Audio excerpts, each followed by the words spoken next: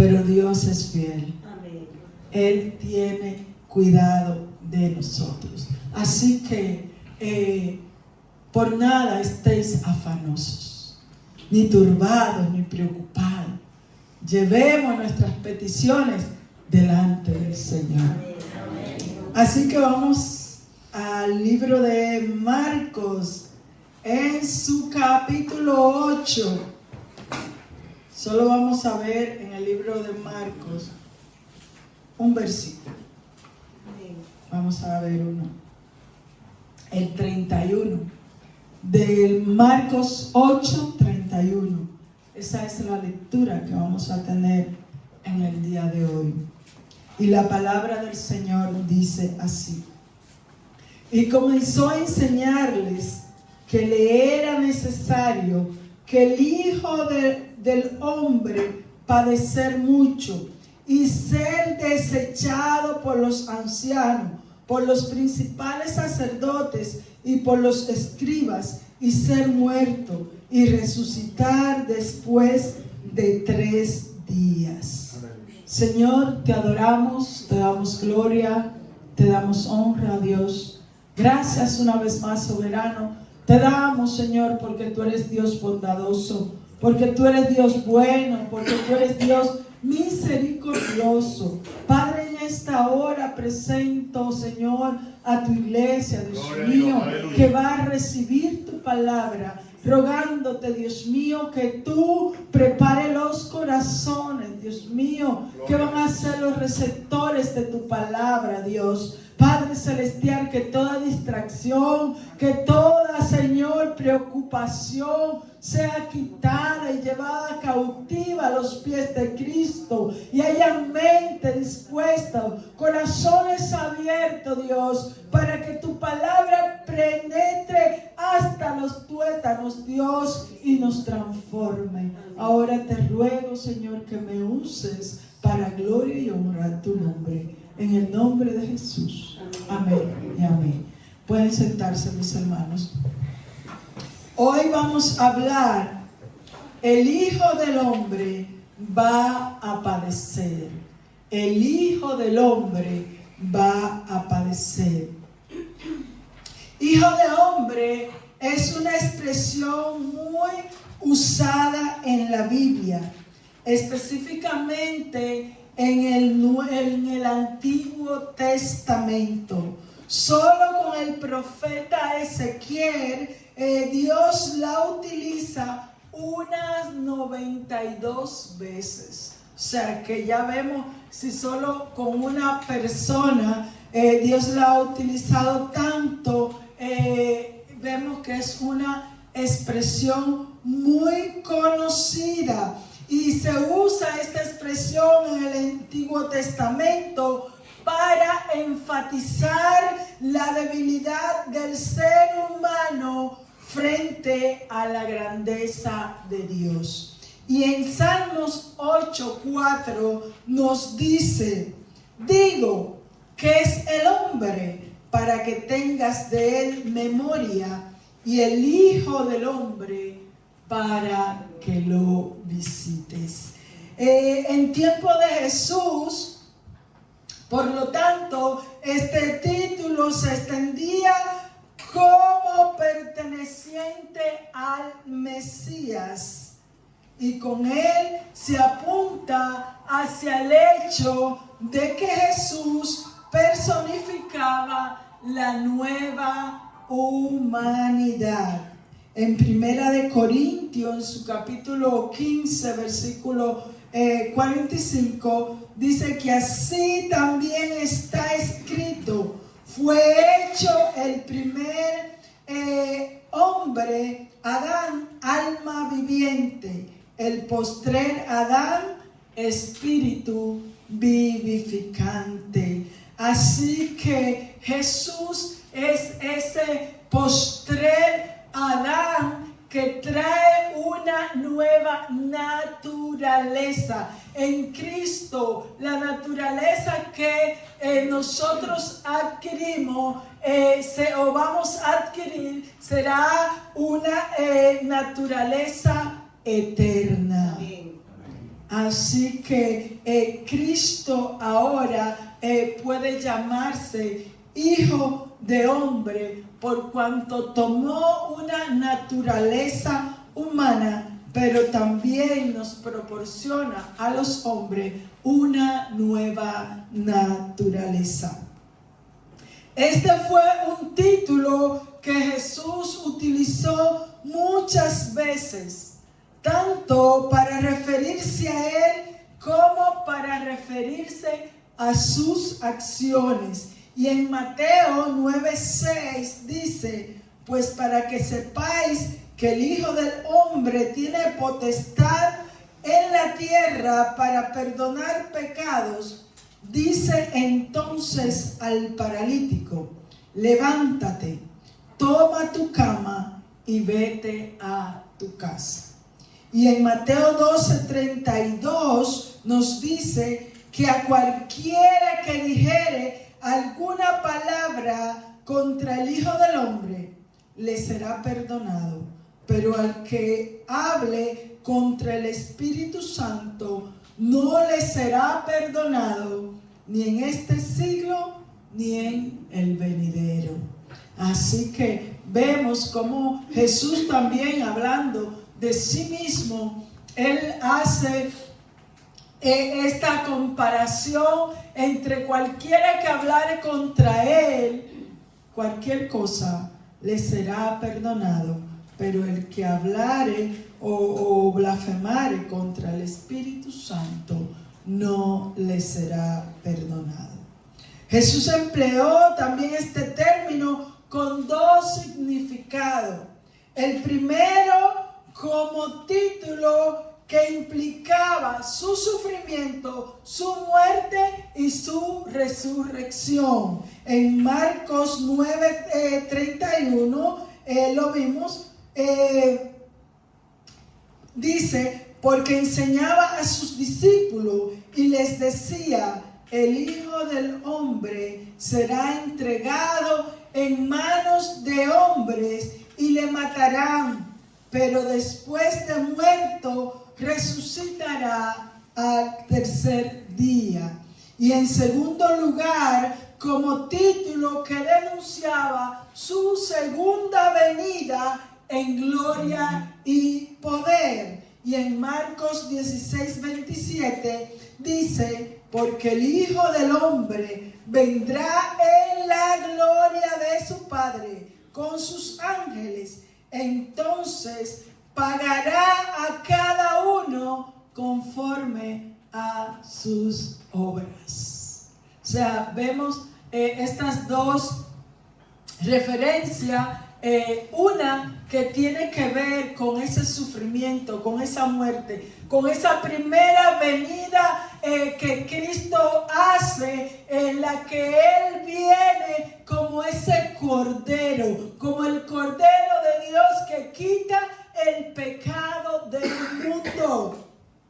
Pero también hace referencia que ese mismo Hijo de Hombre vendrá sin relación al pecado. Por lo tanto, es necesario que hoy y ahora los hombres le puedan buscar. Porque cuando Él venga en su segunda venida, ya no habrá una oportunidad para que los hombres puedan arrepentirse. Ya Él no viene a morir como muchos dicen. Sí, si vuelve otra vez lo volvemos a matar. No, es que al principio Él vino como cordero. Y como vino como cordero, vino a morir. Ahora Él anuncia que cuando vuelva, ya no volverá ni manso ni humilde, ni como ese corderito a los que le escupieron, a los que los maltrataron. No, el que se dejaba hacer. Ya Él no vendrá de esa manera. ¿Cómo vendrá? Vendrá en gloria. Y ya no viene solo, viene con los santos ángeles de su Padre para dar el pago a todos aquellos que le han rechazado. Ahora vendrá ¿cómo? Con autoridad. Ahora vendrá con poder. El Jesús que se fue no es el Jesús que vendrá. Porque el Jesús que se fue ese vino con el propósito de morir por todos nosotros. Pero el Jesús que viene para reinar, para castigar y para someter a aquellos que le han rechazado. O sea que vemos dos posturas en la cual Jesús habla de sí mismo como hijo de hombre, pero muy distinto. Pero el punto que nosotros trataremos será el primero, ese primer anuncio que Él hace en Marcos a sus discípulos de cuál es su verdadero propósito de venir a la tierra. Y es a partir de aquí que Cristo utiliza mucho este título para indicar su mesianidad y a la vez evitar el término Mesías, que solía interpretarse en sentido militar. Y él no estaba procurando, él no estaba buscando que la gente lo viera como ese libertador que el pueblo de Israel estaba esperando, porque ellos estaban siendo subyugados por el imperio romano y ellos estaban deseosos que ese libertador llegara, porque ellos querían ser librados ¿de qué? Del yugo romano. Entonces Jesús, en vez de tomar el título de Mesías y que la gente lo vea como o pongan esa esperanza en él toma el título de Hijo de Hombre, del que viene a morir y a sufrir por amor a la humanidad. En el versículo 31 dice: y comenzó a enseñarles que le era necesario al Hijo del Hombre padecer mucho y ser desechado por los ancianos, por los principales sacerdotes y por los escribas, y ser muerto y resucitar después de 3 días. Recordamos la semana pasada, ¿no?, que Jesús había preguntado a sus discípulos qué decían ellos que era Jesús, quién era Jesús para ellos. Y vemos que Pedro atina diciendo: tú eres el Cristo, el Hijo del Dios viviente. Y ahora Jesús les trae una nueva enseñanza más profunda que ellos no habían escuchado.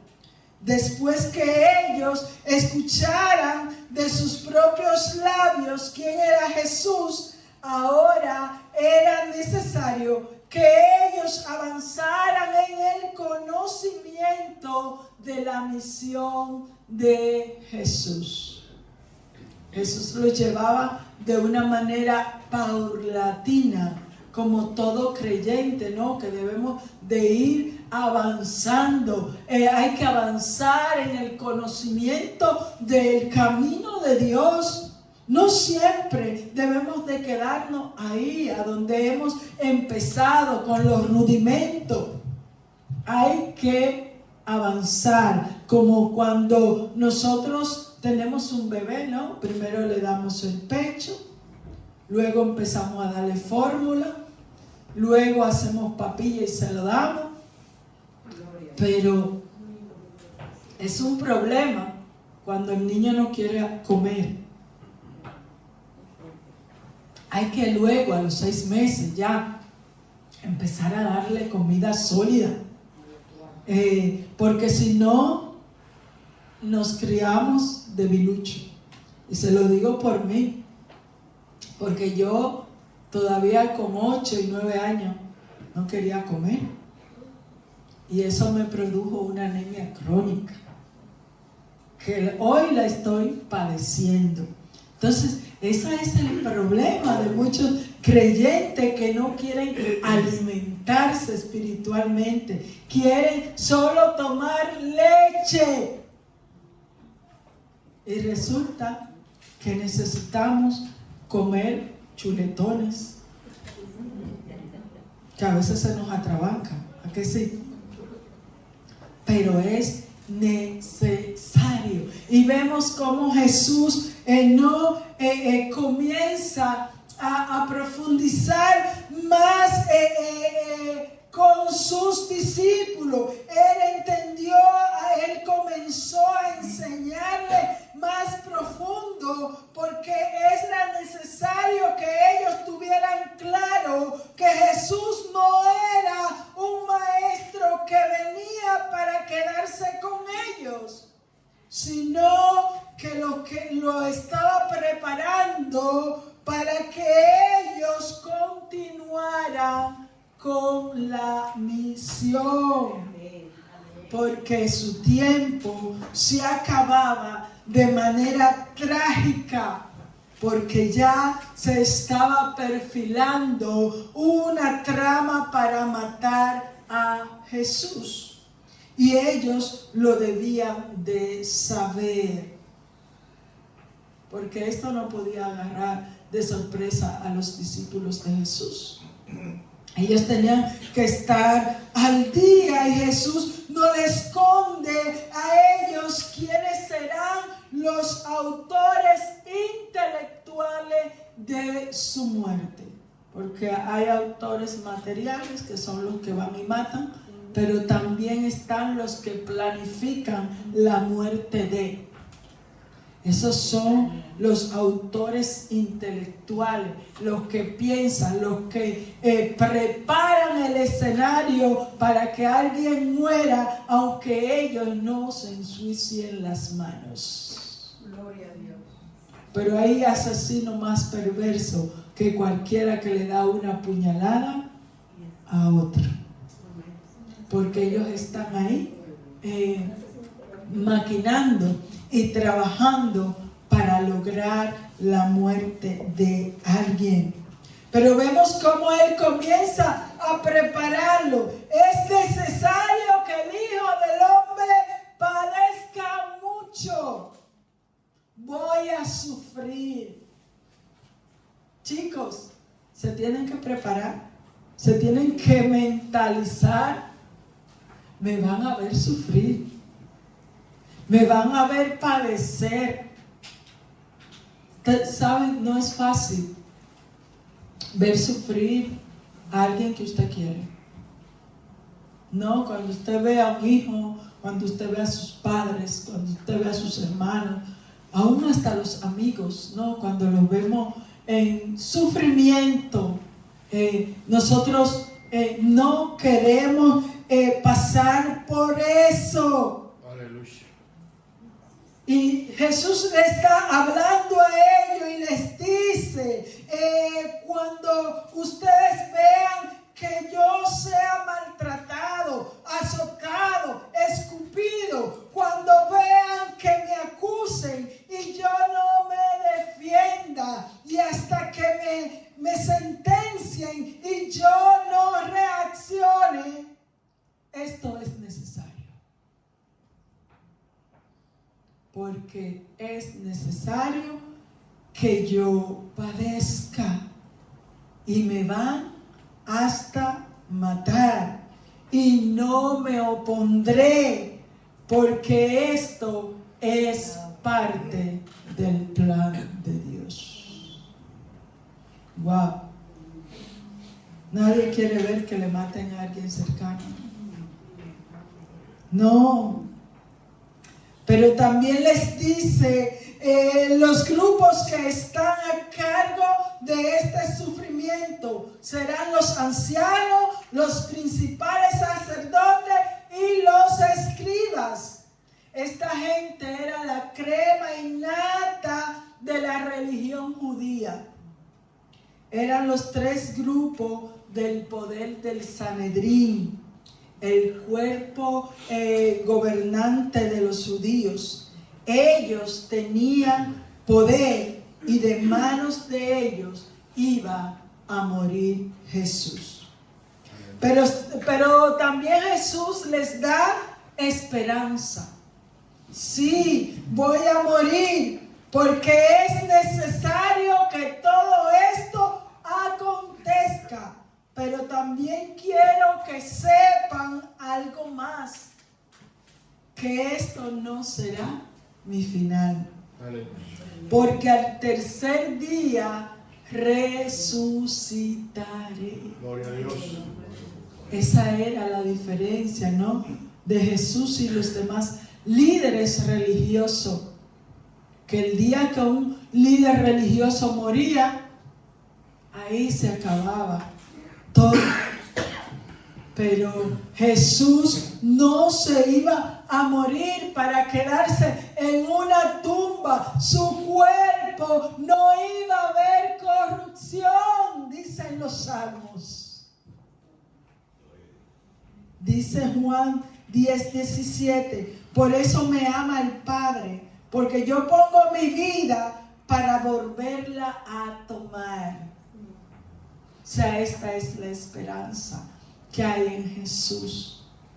Él no se iba a quedar en la tumba. Nadie me la quita. ¿Por qué Jesús dice que nadie se la quita si lo mataron? Dirá usted, ¿no? Porque Él dice, sino que yo de mí mismo la pongo. Una cosa es que el otro me quiera matar y me pueda matar. Y otra cosa es que yo me deje matar, porque así está determinado. Si tú puedes quitármela, porque es lo que permito ahora.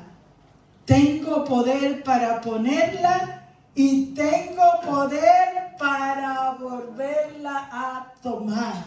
¡Wow! ¿Quién de nosotros nos daríamos todo lo que tenemos para poder hacer eso? Que nadie pueda controlar mi vida, mi existencia, no mi vida, mi existencia.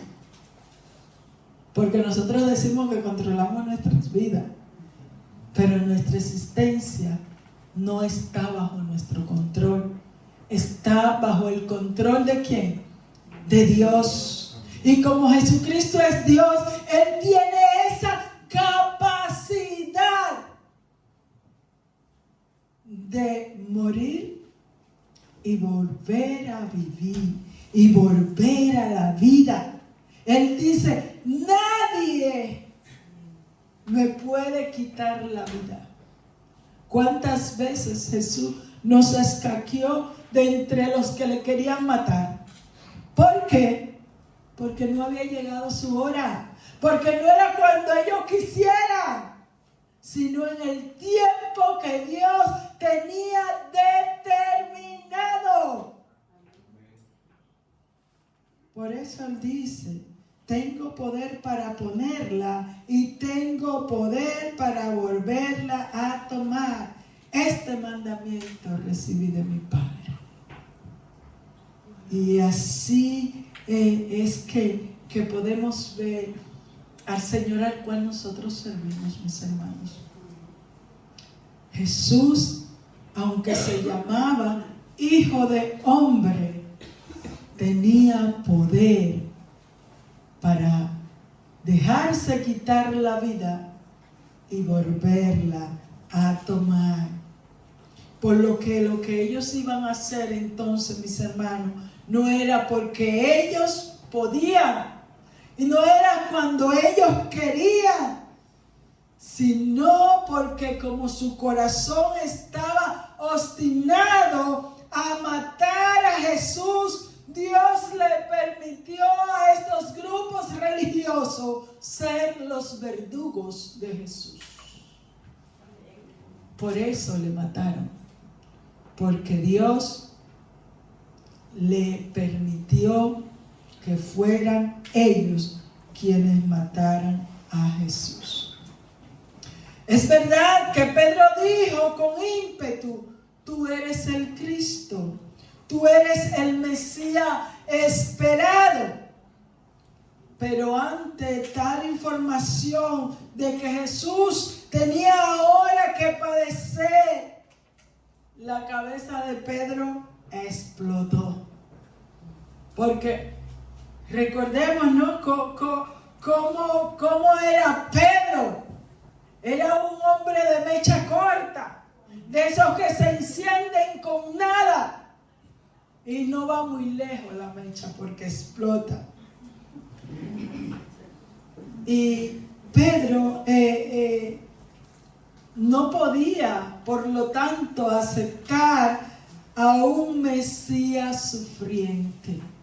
Cuando él oye que Jesús dice: voy a padecer, ¿cómo? Para Pedro eso era demasiado. Y como diría alguien, demasiado mucho. Porque Pedro no toleró tal situación. Y dice el versículo 32, esto le decía claramente. Entonces Pedro le tomó aparte y comenzó a reconvenirle. Jesús, mis hermanos, lo que les dijo se lo explicó de manera llana para que ellos lo entendieran y no sufrieran por ello. Ustedes saben que cuando tenemos una noticia fuerte que darle a los familiares, cuando estamos enfermos, ¿no? Algunos cuando se tienen que separar por alguna circunstancia, una noticia de esas que no son fáciles de dar, nosotros comenzamos a darle vuelta a la cosa.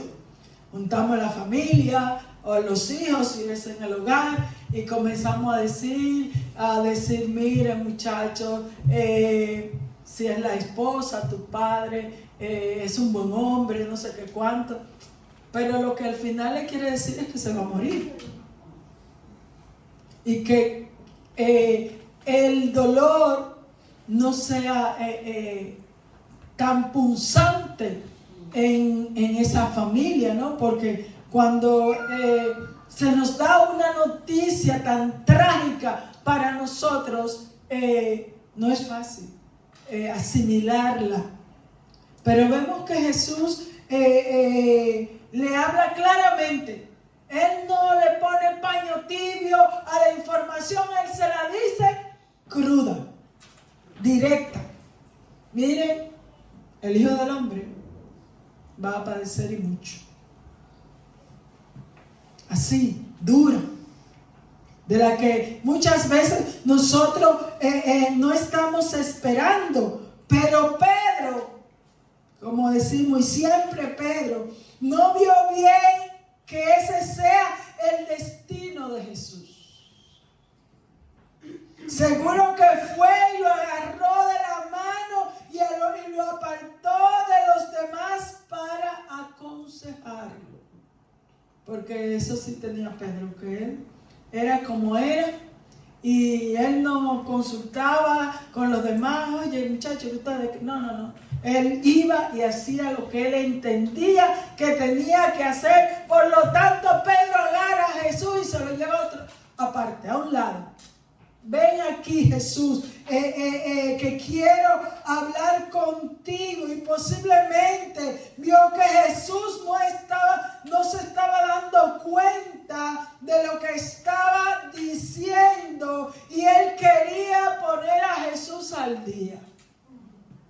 Pero tú te enteras, Jesús.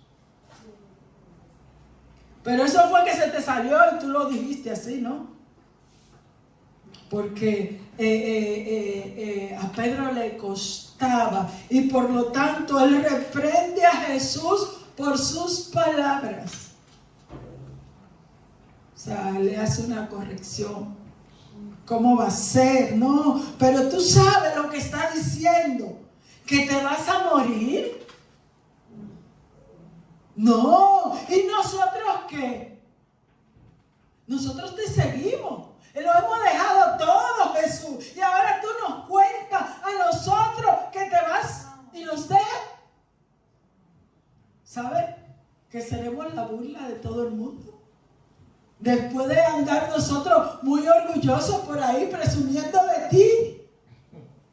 Y ahora vas y te mueres. No, porque a veces nosotros creemos, ¿no?, que podemos hablar con cierta autoridad por el tiempo que tenemos juntos. Ya eran casi 3 años, ¿no?, que Pedro y el Señor andaban juntos. Y dicen por ahí que la confianza da asco, ¿no? Porque nosotros cuando estamos en confianza, creemos que le podemos decir a los demás lo que nos parece. Y me imagino a Pedro, tú no ves la multitud que te sigue. ¿Cómo vas a dejar todo esto para morir? Di palabras positivas. Jesús, no lo acepte. ¿Cómo va a ser posible que ahora tú lo que estés pensando es en morirte? Cuando ahora es que estamos bien. Cuando ahora es que nosotros estamos disfrutando del momento. Pareciera, mis hermanos, que las intenciones de Pedro eran buenas. Porque si usted y yo estuviéramos en el lugar de Pedro, no haríamos menos, ¿a qué no?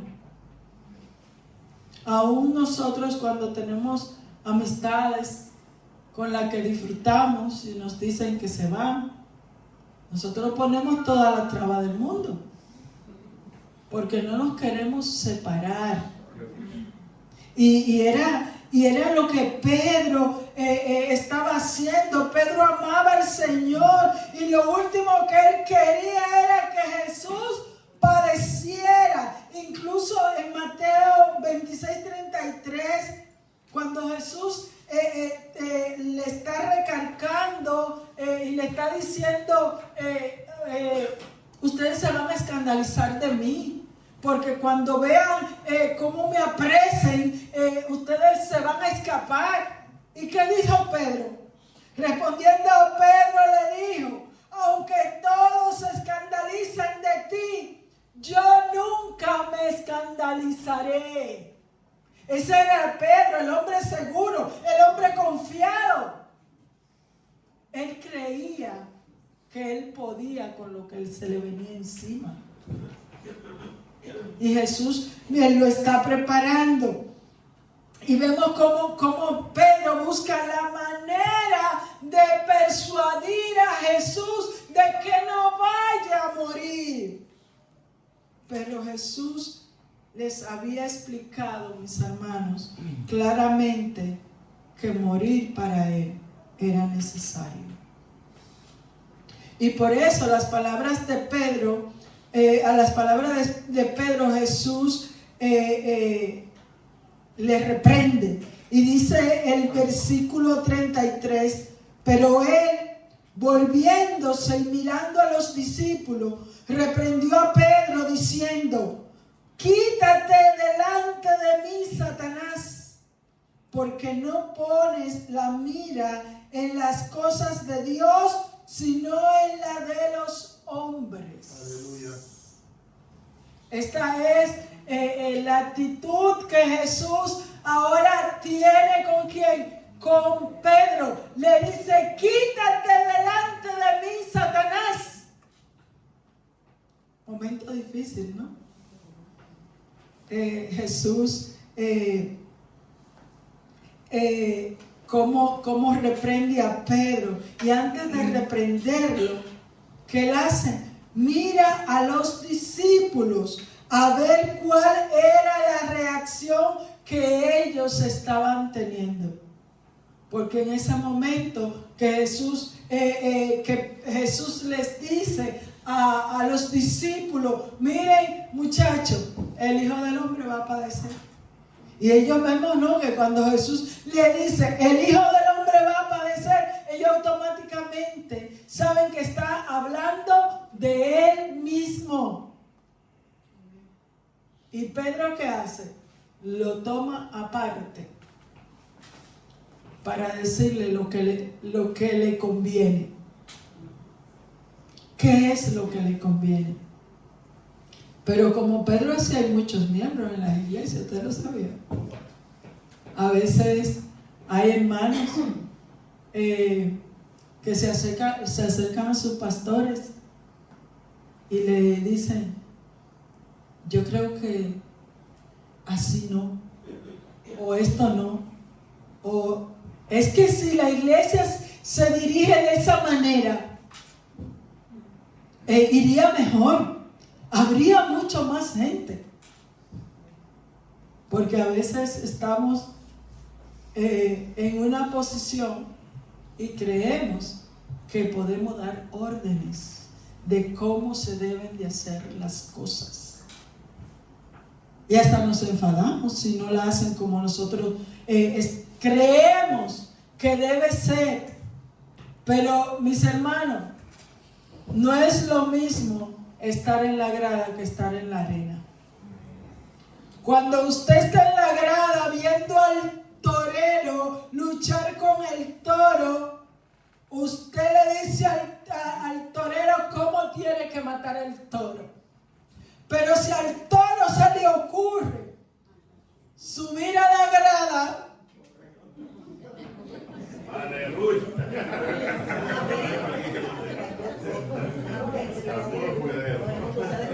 ¿qué pasa? ¿Bajaría usted a buscar el capón? ¿Y enfrentaría al toro? gloria a Dios. ¿O usted es el primero que sale a correr?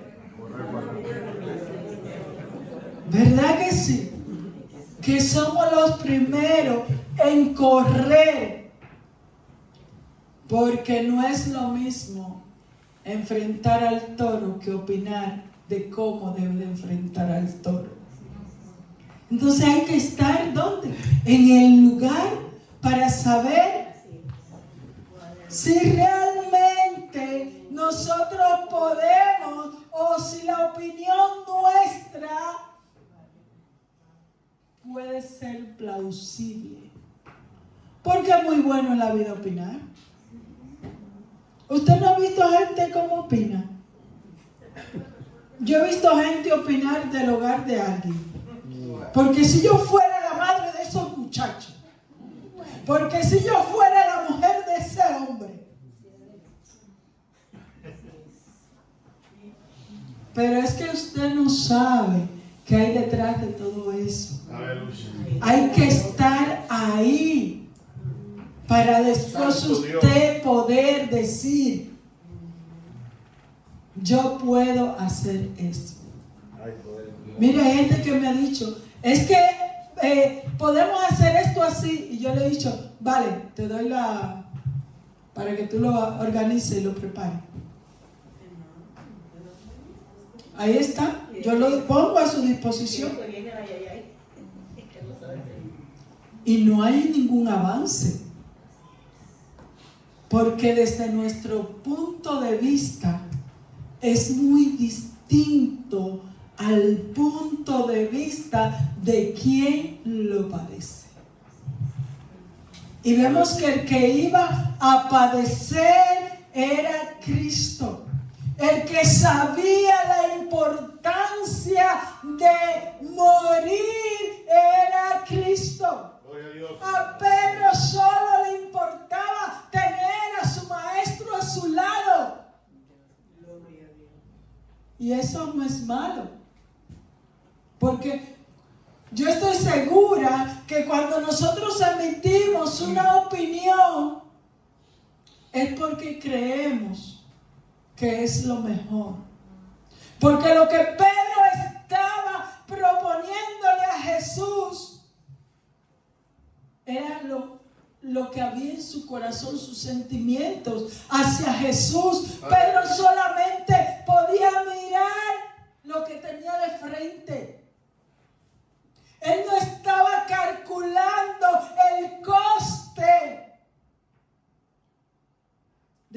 estaba pidiendo a Jesús: Maestro, para mí lo importante que es que te quede con nosotros, que disfrutemos este tiempo donde la multitud nos sigue, este momento de tenerte a ti a nuestro lado, porque nosotros contigo a nuestro lado no nos falta nada. Aleluya. Si hace falta pan, tú lo multiplicas. Si mi suegra está enferma, tú la sanas. Oh, ¿y quién no quiere tener a alguien hacia su lado permanentemente? Que te resuelva las circunstancias y los problemas que tú tienes. Y por eso vemos cómo Pedro, su preocupación era su necesidad inmediata. Mientras Pedro pensaba en lo inmediato, Jesús pensaba en la eternidad. Por eso vemos, ¿no?, la diferencia. Que Jesús le dice: Pedro, espabilate. No es el deseo tuyo lo que debe de prevalecer. Y por eso, mis hermanos, nosotros tenemos que aprender que no siempre nuestras opiniones son válidas, porque nosotros conocemos un punto, pero hay otro punto que lo tenemos ciego, que no lo vemos.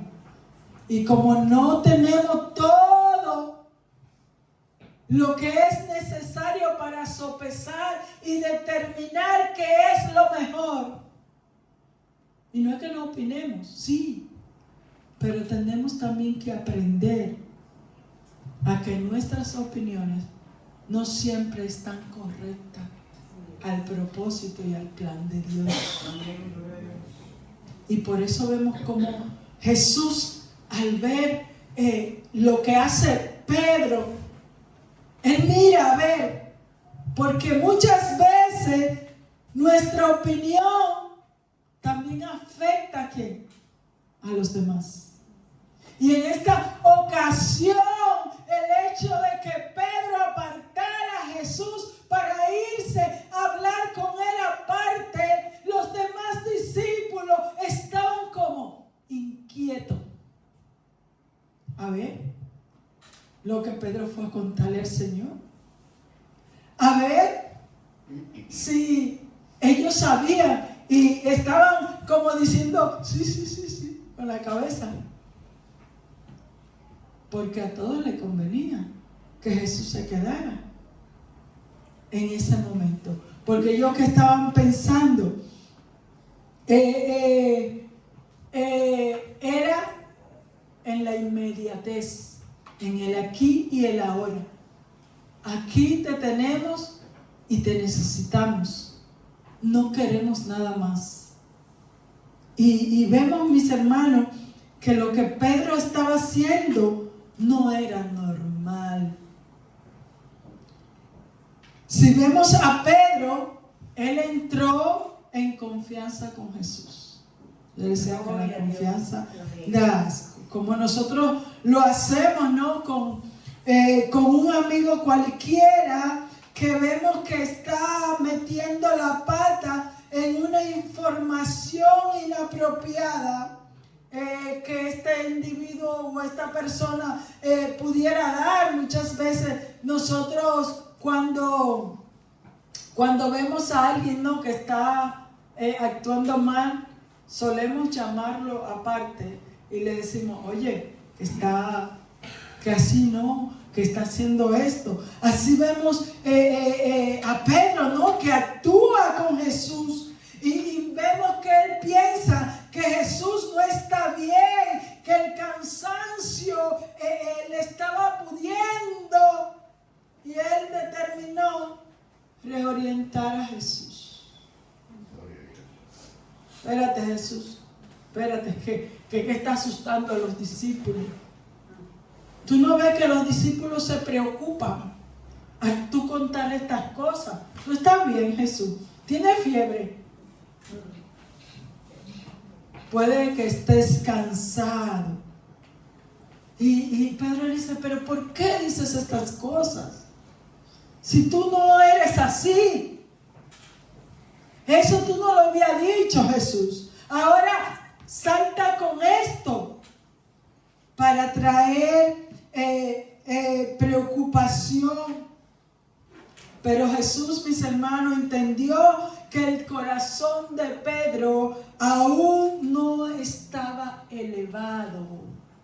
Todavía era terrenal. Los pensamientos de Pedro estaban aquí, en el disfrute que ellos estaban teniendo en la tierra, sin pensar que todo lo que hay en esta tierra se termina. Amén.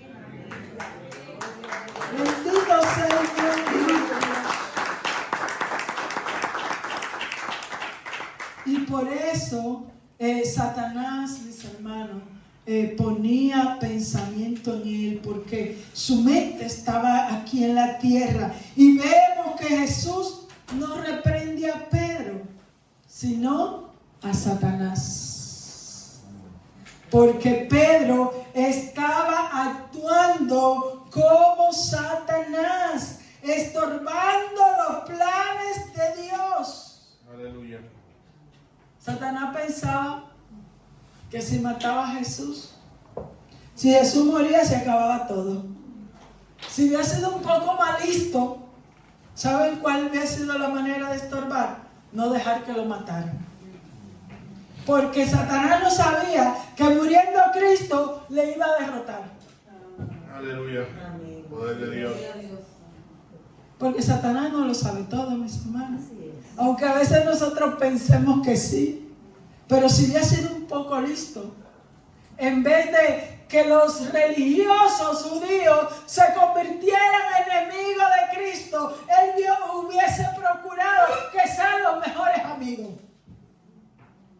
Porque así no tenía oposición y nadie le quería matar.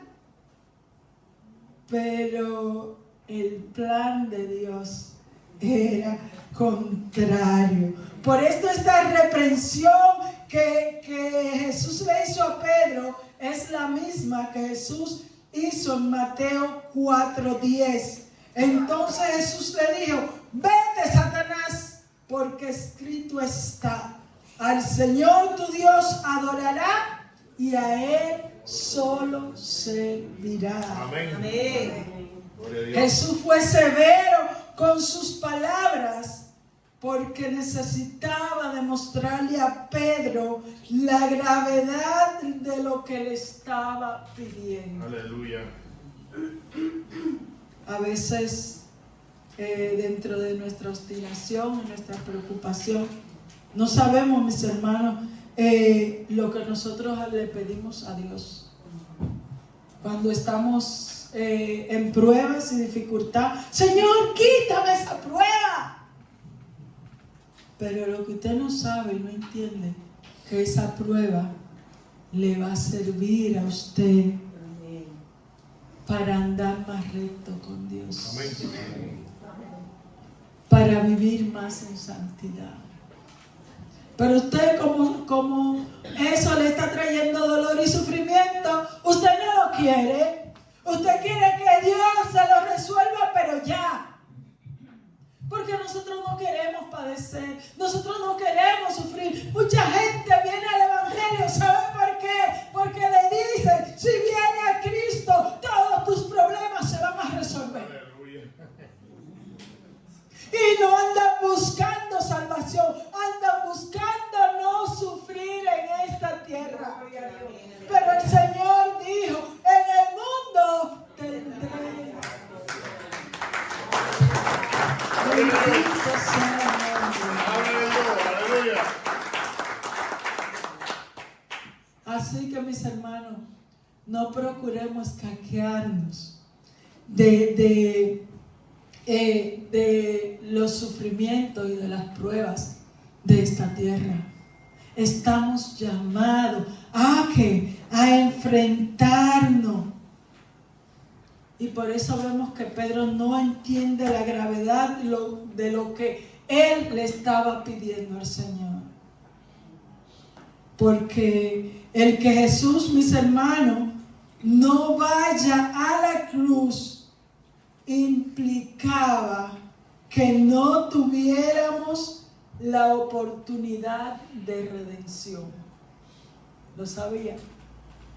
Si Jesús no iba a la cruz, usted y yo estuviéramos perdidos, sin oportunidad alguna de salvación, porque era la única manera de nosotros alcanzar la salvación. Gloria a Dios.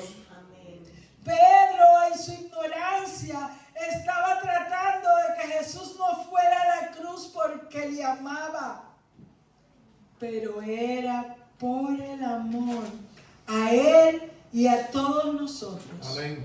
Que Jesús estaba dispuesto a morir en la cruz. Gloria a Dios. Así que, mis hermanos, que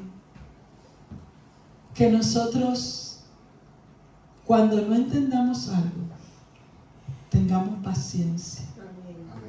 Porque nosotros no tenemos toda la información. Tenemos una parte. Conocemos lo que nos está pasando en este momento, en el aquí y el ahora. Pero Dios ve en la eternidad. Y como Él sabe qué nos conviene, qué es mejor para nosotros, aprendamos a esperar en Él. Gloria a A Dios. confiar en Él. Aleluya. Porque Él tiene cuidado de nosotros. Gloria a Dios. Así que el Señor nos bendiga. Amén. Veo